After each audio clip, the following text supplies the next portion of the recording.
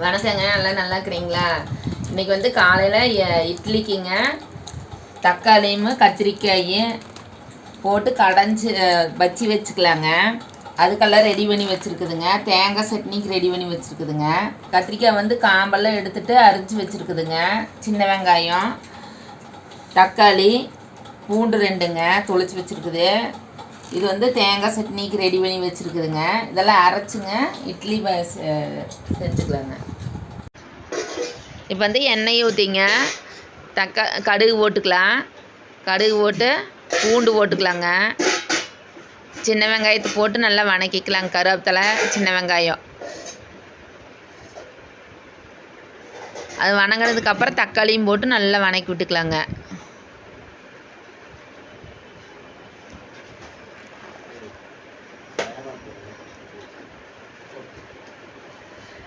தக்காளி வணக்கினதுக்கப்புறம் கத்திரிக்காய் போட்டுக்கலாங்க.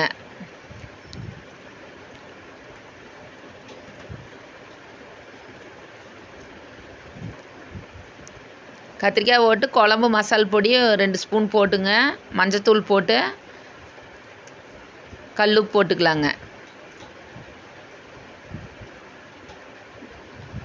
நல்லா வணக்கி விட்டுட்டுங்க அது வேகிற அளவுக்கு தண்ணி ஊற்றிக்கலாங்க. ஒரு விசில் வந்துன்னா நல்லா வெந்து போயிருங்க. கடையிறக்கு ஈஸியாக இருக்குங்க. தேங்காய் சட்னி அரைச்சிக்கலாங்க. தேங்காய் சட்னி தாளிச்சிக்கலாம்.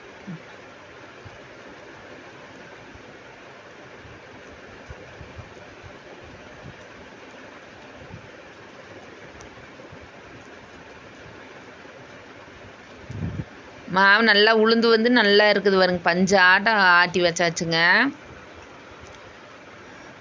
ஊற்றி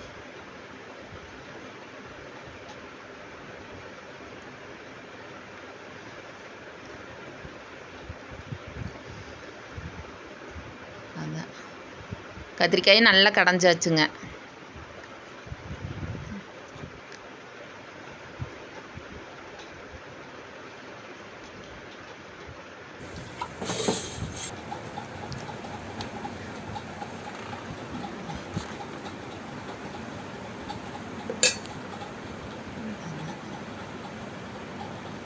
இட்லிங்க தேங்காய் சட்னி தக்காளி கத்திரிக்காயும் போட்டு கடைஞ்சது ரெடி ஆயிடுச்சுங்க. இது ரொம்ப நல்லா இருக்குது. இந்த கத்திரிக்காயும் தக்காளியும் போட்டு கடைஞ்சது சாப்பாட்டுக்கு நல்லா இருக்குது. இட்லி தோசைக்கு ரொம்ப நல்லா இருக்குது. நீங்களும் செஞ்சு பாருங்க. நல்லா டேஸ்ட்டாக இருக்கும்.